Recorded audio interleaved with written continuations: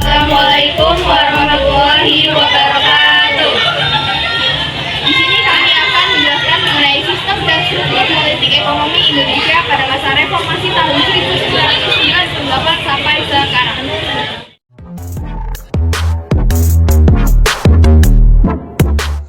Baik, materi yang pertama adalah masa pemerintahan Presiden B.J. Habibie.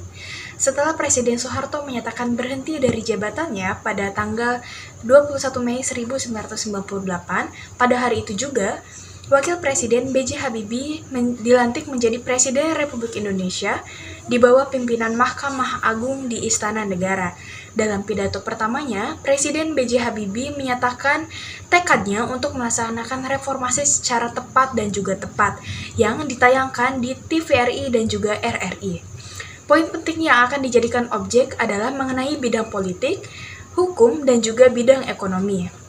Adapun beberapa program yang dilakukan oleh B.J. Habibie dalam masa reformasinya adalah yang pertama, pembentukan Kabinet Reformasi Pembangunan.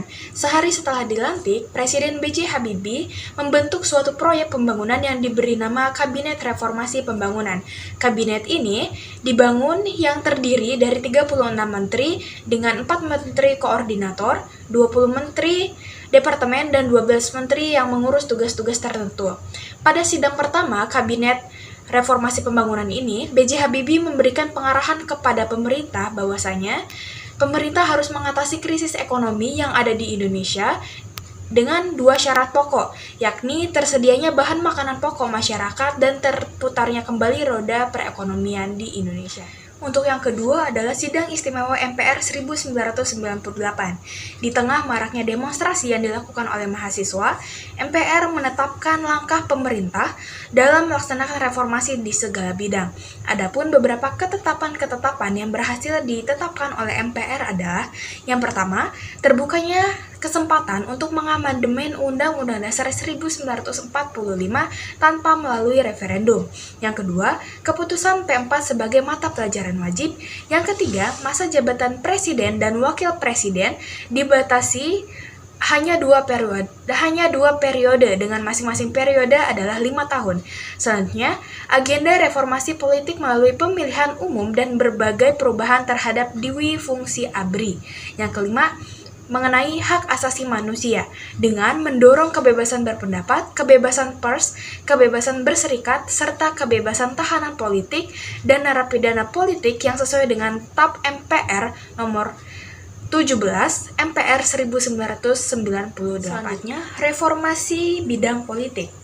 Kabinet Reformasi Pembangunan sudah melakukan beberapa upaya dengan menggunakan sejumlah agenda politik yang merubah budaya politik yang diwariskan oleh pemerintah sebelumnya menjadi politik yang lebih baik.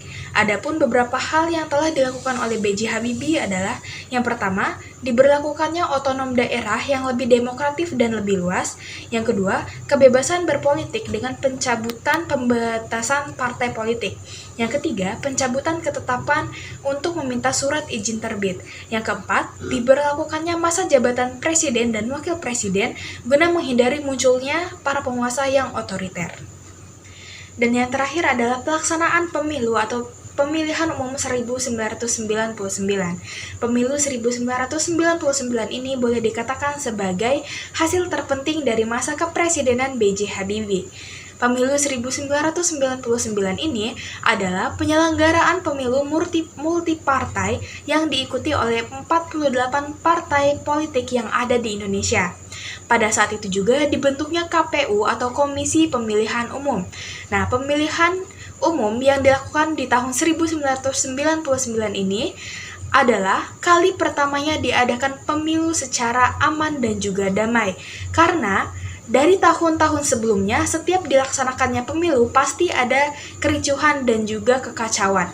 Dan pemilu yang tertib ini masih bisa kita rasakan sampai masa yang sekarang. Referendum Timur Timur dilaksanakan pada 30 Agustus 1999 oleh Perserikatan Bangsa-Bangsa PBB.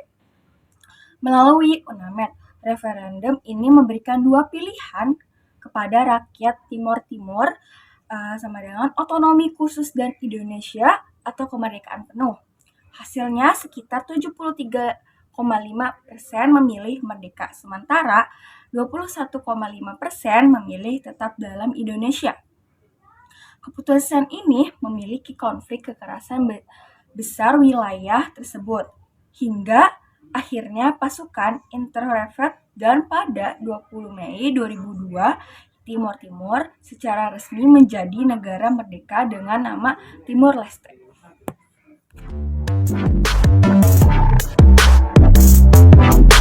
Abdurrahman Wahid terpilih sebagai Presiden keempat RI pada tanggal 20 Oktober 1999, menggantikan B.J. Habibie setelah MPR menolak laporan pertanggungjawabannya. Dalam pemilihan tersebut, ia berhasil mengalahkan Megawati Soekarno Putri yang kemudian menjadi Wakil Presiden. Wahid membantu Kabinet Persatuan Nasional dengan melibatkan berbagai partai politik untuk mendukung agenda reformasi, termasuk membubarkan Departemen Penerangan dan Departemen Sosial, serta mengamandemen UUD 1945 untuk membuka jalan bagi pemilihan presiden secara langsung dan memisahkan TNI dan Polri. Abdurrahman Wahid dikenal atas kebijakan progresifnya, termasuk pengakuan terhadap hak masyarakat Tionghoa melalui Keputusan Presiden Nomor 6 Tahun 2000 dan pencabutan larangan perayaan Tahun Baru Imlek. Namun, kebijakannya sering menuai kontroversi, termasuk hubungan dengan Israel dan wacana pencabutan TAP MPRS Nomor 25/1966 yang mengatur larangan komunisme. Pada awal 2001, kepercayaan masyarakat terhadap Abdurrahman Wahid menurun drastis karena dugaan penyalahgunaan dana Yayasan Bulog sebesar 35 miliar rupiah dan bantuan Sultan Brunei sebesar 2 juta dolar AS. DPR membentuk panitia khusus untuk menyelidiki kasus ini. Dan pada 1 Februari 2001, dikeluarkan memorandum yang menuduh Presiden melanggar UUD 1945 dan TAP MPR terkait KKN. Presiden menolak memorandum tersebut, sementara DPR terus mendorong sidang istimewa MPR untuk memberhentikannya. Situasi memanas dengan aksi protes besar di Jawa Timur, termasuk perusakan sejumlah fasilitas yang dianggap mendukung DPR. Menjelang sidang paripurna, Kejaksaan Agung mengumumkan hasil penyelidikan terkait kasus tersebut. Abdurrahman Wahid menghadapi situasi genting saat fraksi DPR dan MPR menilai kepemimpinannya bermasalah. Ketegangan memuncak ketika DPR menggelar sidang istimewa MPR pada tanggal 21-23 Juli 2001 untuk membahas permaksulan. Meski Wahid mencoba mempertahankan posisinya dengan mengeluarkan dekret presiden yang membubarkan DPR dan MPR serta menyerukan pembentukan badan reformasi, langkah ini tidak diakui oleh DPR dan MPR. Sidang tersebut akhirnya mengesahkan keputusan pemberhentian Wahid dari jabatan presiden dan menetapkan Megawati Soekarno Putri sebagai presiden yang baru.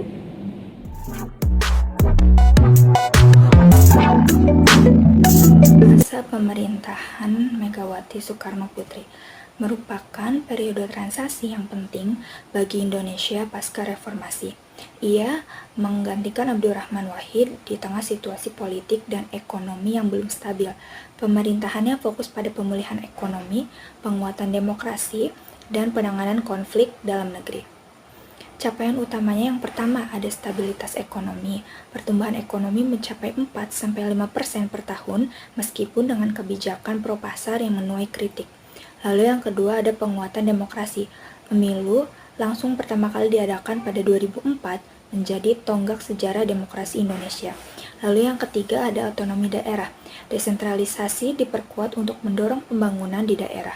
Dan yang terakhir ada penanganan konflik Aceh.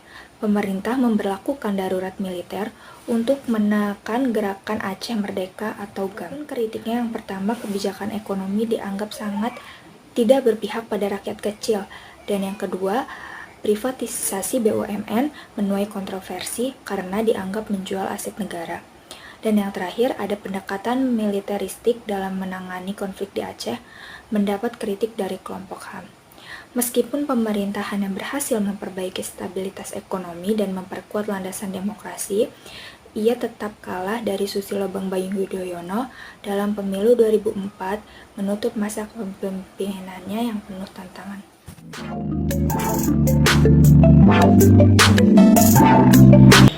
Masa pemerintahan Presiden Susilo Bambang Yudhoyono atau yang disingkat dengan SBY berlangsung selama 2 periode, yaitu 2004 sampai dengan 2009 dan 2009 hingga 2014. Pada periode pertama, fokus utamanya adalah pemulihan ekonomi, reformasi birokrasi, dan pemberantasan korupsi.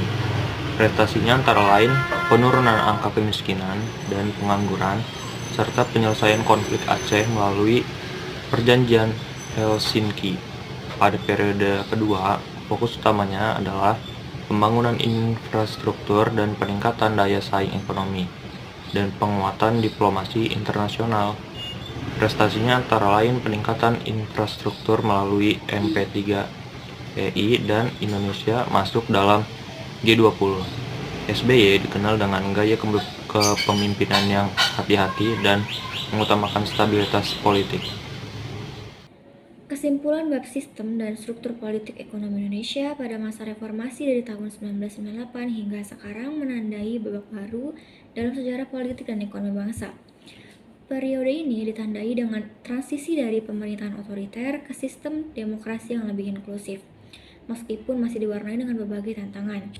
4 periode kepresidenan telah membentuk lanskap politik dan ekonomi Indonesia pasca Orde Baru. Secara keseluruhan, masa reformasi Indonesia telah menunjukkan kemajuan signifikan dalam hal demokratisasi. Namun, tantangan dalam membangun sistem politik dan ekonomi yang kuat, adil, dan berkelanjutan masih terus berlanjut.